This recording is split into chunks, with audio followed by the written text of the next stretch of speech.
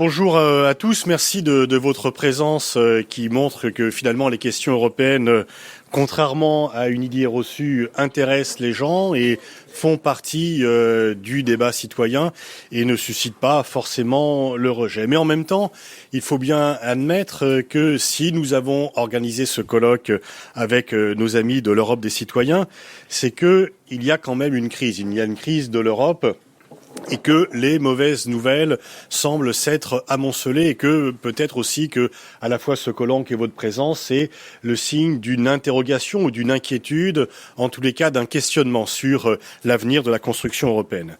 Nous avons choisi 3 thèmes pour les tables rondes qui sont autant de sujets sur lesquels, à première vue, le pessimisme semble l'emporter sur l'optimisme et que l'europessimisme a apparemment gagné du terrain.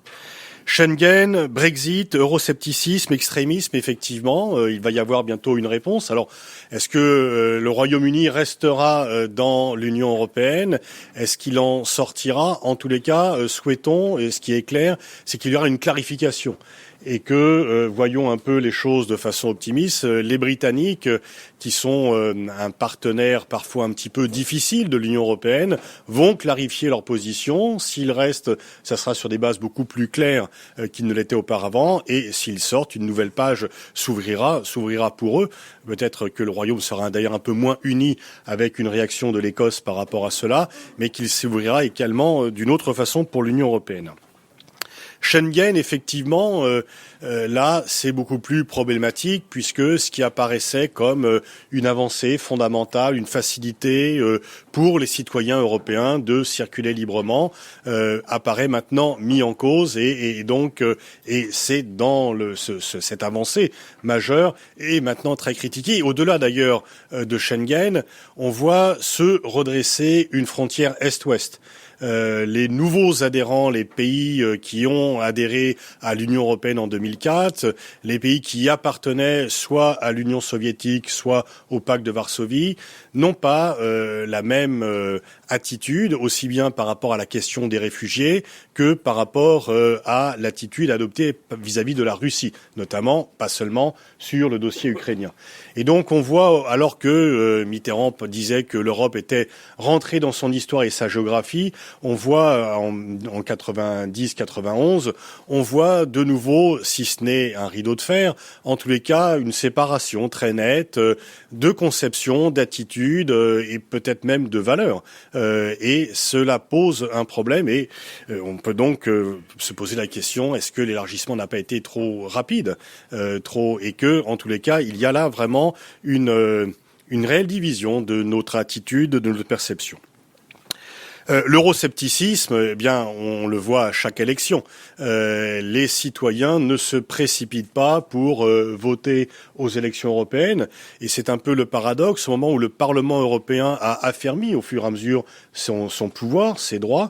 Le Parlement européen pèse beaucoup de plus en plus, il a des pouvoirs de plus en plus étendus, et en même temps, l'abstention progresse à chaque fois, et parmi, disons, il y a un électeur sur 2, grosso modo, qui reste chez lui, et parmi ceux qui se déplacent, le vote qu'ils expriment ne peut pas être considéré comme un vote d'adhésion à l'état actuel de la construction européenne. Et donc il y a effectivement, de par ces élections, et c'est un peu le paradoxe d'une fatigue de l'Europe à l'intérieur des frontières de l'Union européenne, alors que en dehors, l'Europe reste attractive. Elle reste attractive aussi bien par rapport aux pays qui sont candidats, qui sont nombreux, et il le serait encore plus s'il n'y avait pas une définition relativement stricte géographique de la capacité d'adhésion à l'Union européenne. Et l'Europe reste aussi fortement attractive pour les citoyens, puisque les réfugiés, et ce n'est pas uniquement par proximité géographique, ça existe bien sûr, mais ce n'est pas seulement ça, on voit bien que l'Europe, si elle déçoit ses citoyens, reste un Eldorado et un oasis de paix pour les autres citoyens du monde, et elle reste effectivement attractive. Deuxième table ronde, quel rôle pour l'Union européenne sur les scènes régionales et internationales? Avec là, si on se rejette un peu en arrière, il fut un temps où on disait que l'Europe était un géant économique et un nain politique. Elle n'est pas devenue un géant politique. On peut se demander si elle restera un géant économique, mais les espoirs d'une politique européenne de sécurité commune, d'une politique de défense commune, restent finalement à l'état d'espoir et non pas de réalisation, même si sur de nombreux sujets, contrairement à une vision rapide, l'Europe pèse. L'Europe a pesé sur la Convention de Paris, sur le climat, l'Europe pèse dans le jeu Nord-Sud, et donc l'Europe est quand même peut-être beaucoup plus un acteur global qu'on ne le dit. Elle n'est pas une superpuissance stratégique. Je ne suis pas sûr qu'il soit nécessaire de vouloir copier le budget militaire américain, mais effectivement, elle a encore du mal, et ça rejoint un peu mes premiers propos, à parler d'une seule voix. Il y a eu des progrès qui ont été faits dans les années 90. La guerre d'Irak est venue finalement de nouveau créer une division d'attitude des pays européens et l'élargissement a accru cette différence finalement de conception. Et ce qui fait que la stratégie de défense européenne reste encore à écrire. Mais néanmoins, on le voit quand même, c'est que on voit très bien que il y a 3 ans, on se demandait si l'euro allait survivre ou non. Il y a 2 ans, on se demandait si la Grèce resterait dans l'Union européenne. Eh bien, les réponses à ces questions étaient positives. Et que donc, je crois qu'il faut, et c'est le but de ce colloque, essayer un peu de se remettre dans un temps plus long, d'avoir une conception plus globale, plus large, et de voir réellement, finalement, pas au-delà des faiblesses qu'il ne faut pas nier, les forces de l'Union européenne qui sont réelles, et peut-être se poser la question un peu facile, que se passerait-il si elle n'existait pas? Il y a des forces politiques qui demandent à ce que l'on sorte de l'euro. Les quelques projections qui ont été faites montrent que, d'un point de vue économique, les pays ne s'en sortiraient pas mieux. Et donc, il faut, et c'est le but de ce colloque, voir un peu dans une perspective plus large, comment peut-on relancer la machine? Est-ce que l'on peut réenchanter le récit européen? Quel nouveau horizon peut-on donner aux nouvelles générations? Dire que l'Europe c'est la paix, pour les nouvelles générations, ce n'est pas suffisant. Pour eux, la paix est un acquis et on ne peut plus faire rêver en disant cela. Et donc, il faut trouver de nouveaux horizons, aussi bien au niveau national qu'au niveau européen. Et c'est peut-être ce qui manque, de montrer aux nouvelles générations ce que l'Europe concrètement peut leur apporter et en quoi ils peuvent inscrire cela dans leur horizon. Il y a des gestes citoyens qui existent, il y a un espace public européen qui s'est créé, mais qui n'est peut-être pas suffisamment animé. Voilà ces quelques mots de bienvenue et je passe tout de suite la parole à Jean-Claude Perrin, qui est fondateur de l'Europe de citoyens, qui est notre partenaire pour ce colloque.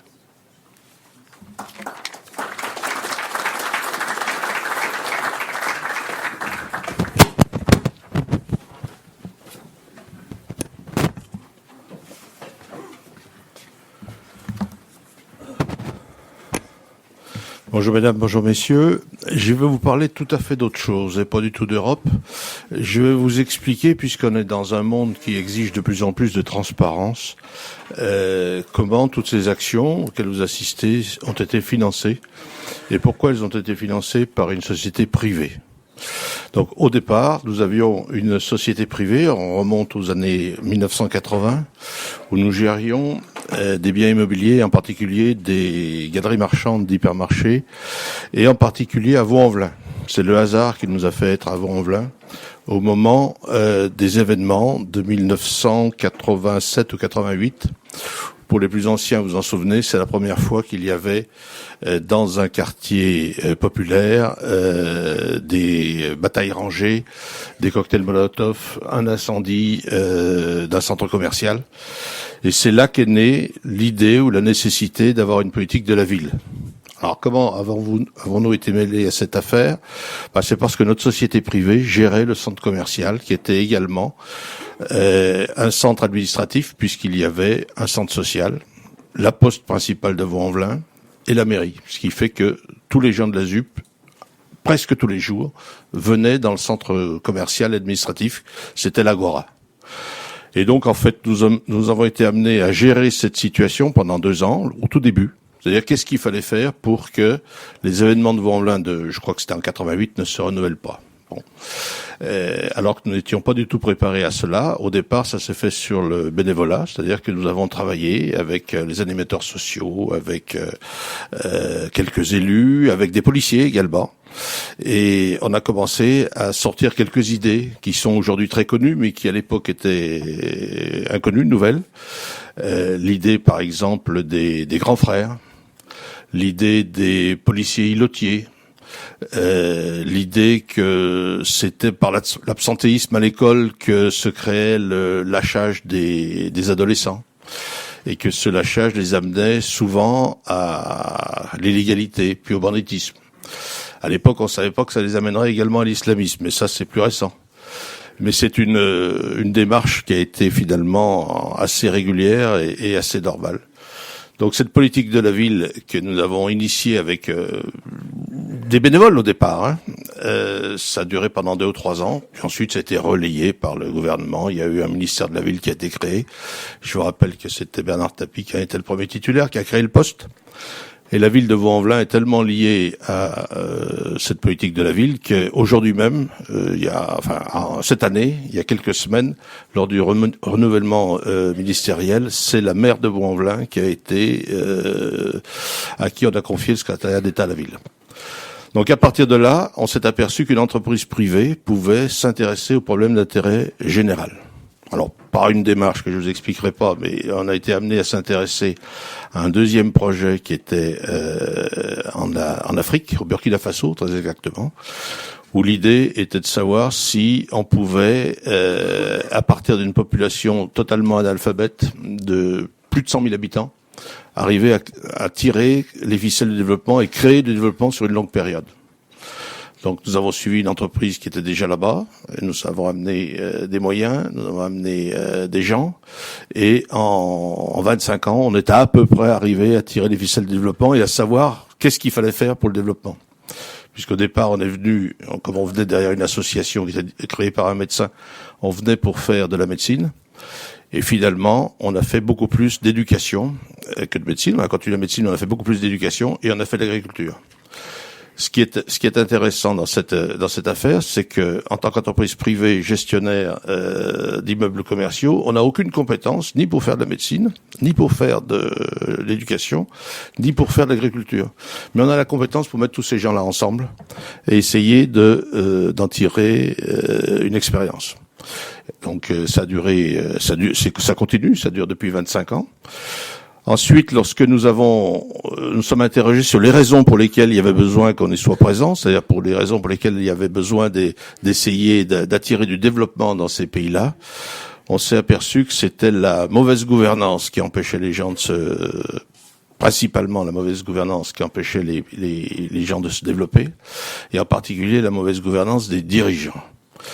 Et donc, nous avons saisi l'opportunité dans un autre pays d'Afrique qui est la Guinée, d'essayer, de contraindre le pouvoir politique à la bonne gouvernance, en créant et en animant et en faisant vivre une société civile. Alors pour ça, faut pas avoir que des idées, faut trouver un individu. Et la chance que nous avons eue, c'est de rencontrer Corissi Condé, qui est présent là aujourd'hui. Et il n'y a pas de chance, il a le même nom que le président de la Guinée, mais c'est pas son cousin. Hein. C'est le hasard des ethnies qui font que les noms se ressemblent. Bon, Corissi Condé a été homme politique dans sa jeunesse. Il a d'abord été leader étudiant sous le président Sékou Touré, puis ensuite il a été ministre de l'Intérieur pendant 3 ans, je crois.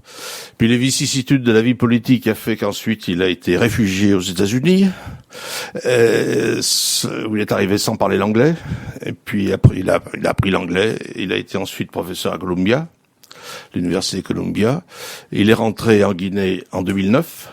Un peu après la prise de pouvoir par les militaires. Puis ensuite, il a dirigé le CNT. Alors le CNT, c'est le Conseil national, transitoire. Hein. C'est l'équivalent de l'Assemblée nationale transitoire. À ce titre-là, il a été l'un des 2 ou 3 principaux organisateurs de l'élection présidentielle de 2010. au titre des bons résultats, il a été nommé par le président de la République intermédiaire médiateur de la République, avec l'assentiment des deux candidats au deuxième tour de l'élection présidentielle. Je vous rappelle qu'un médiateur, c'est quand même quelqu'un qui est nommé, qui est inamovible. Mais inamovible, ça ne doit pas exister dans le langage guinéen de la jeune démocratie, puisque 15 jours, je crois, après l'arrivée du nouveau président au pouvoir, il a été vidé. On peut dire, hein, vidé. Et c'est à ce moment-là que nous nous sommes rencontrés et que nous avons créé African Crisis Group, qui travaille donc depuis maintenant 6 ans en Guinée. On n'a pas créé la société civile, puisqu'il y avait une petite société civile embryonnaire qui existait, mais en s'appuyant notamment sur les médias, on a constitué une vaste société civile qui aujourd'hui a pu, par exemple, samedi dernier, je crois qu'il y a 2 jours ou 3 jours, hein, à Conakry, mettre autour de la table et le gouvernement, et l'opposition, et la mouvance, et la société civile, pour résoudre un problème qui est quand même important dans ce pays, qui est le problème de l'organisation des manifestations. Puisque, on le sait pas en France, mais en 5 ans de nouvelle démocratie en Guinée, il y a quand même eu plus de 200 morts dans les différentes manifestations. Donc il faut apprendre au gouvernement à respecter le droit des Guinéens à manifester, et il faut apprendre à l'opposition que le gouvernement, lui, il est en charge des biens des personnes et que lui, il est obligé d'organiser et de maintenir la sécurité de ces manifestations. C'est pas très facile. Bon, et puis troisième utopie à laquelle nous lançons, c'est effectivement l'utopie d'aujourd'hui, c'est-à-dire essayer de voir pourquoi la construction européenne ne fonctionne pas et voir ce que on pourrait y apporter. Donc c'est l'objet de la 3e association que nous avons créée, l'Europe des citoyens. Ce que je veux dire de cette expérience, c'est de montrer que l'entreprise privée peut parfaitement s'intéresser et se saisir du débat citoyen. Et il n'y a pas besoin d'être compétent ou d'être légitime, puisque sur les 3 expériences que nous avons fait, on n'était absolument pas légitime. Et au départ, on n'était absolument pas compétent. Donc ça veut dire que les citoyens font partie de la solution des problèmes. Et c'est vrai également pour le problème européen. Donc je passe la parole à Thierry Siary, qui est le président de l'Europe des citoyens.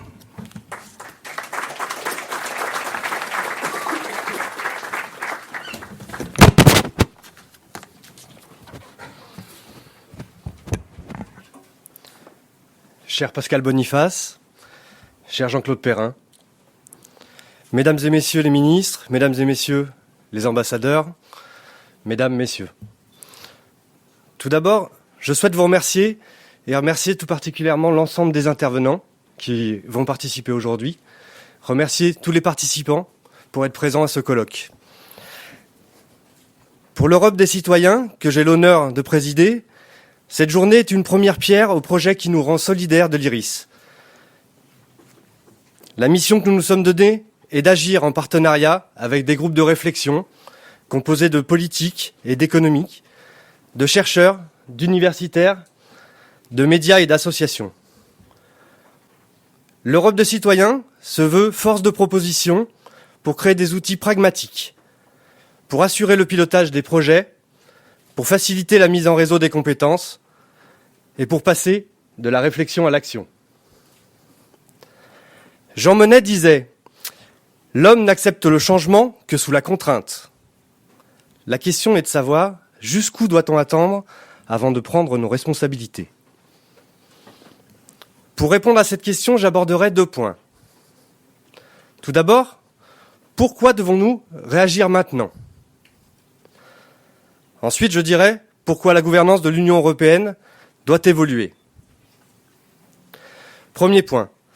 Pourquoi est-il essentiel de réagir maintenant ? Le processus de construction, initié par l'Union européenne il y a maintenant 70 ans, est imparfait. Nous pouvons tous en convenir.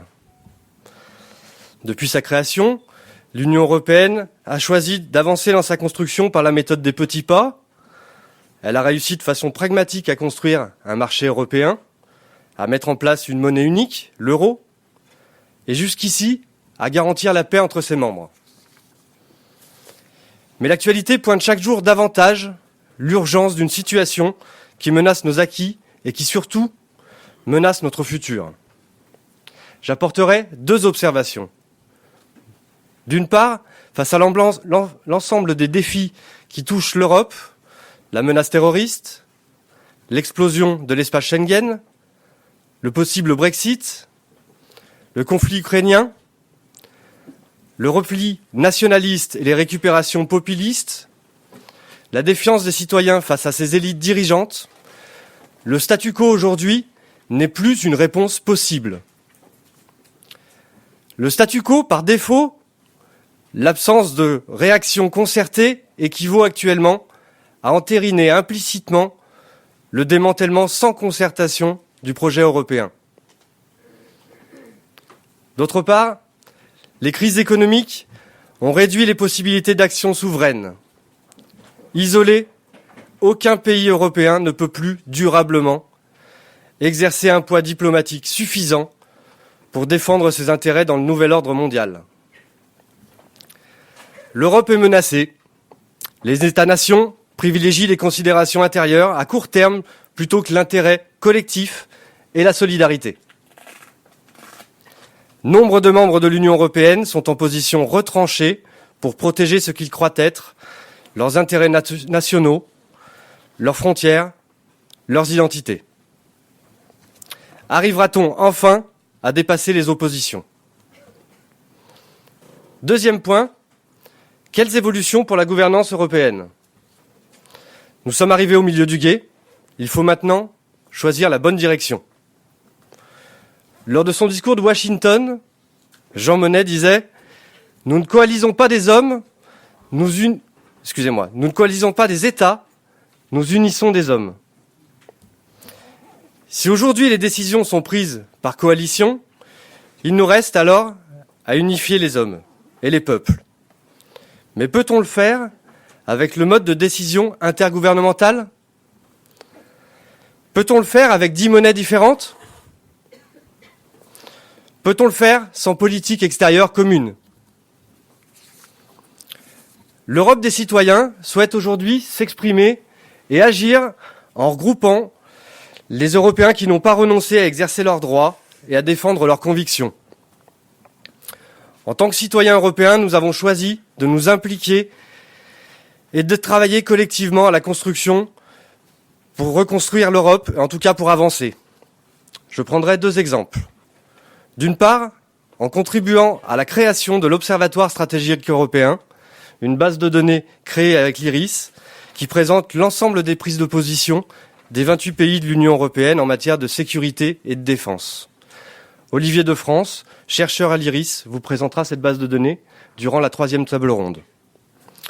D'autre part, en soutenant tous ceux qui veulent plus d'Europe, ceux qui veulent une Europe plus efficace, porteuse d'ambition et d'objectifs clairs, désireuse de marquer une réelle stratégie sur les questions de politique étrangère et d'avoir un véritable pouvoir de décision sur des sujets tels que la défense, la sécurité et les migrations.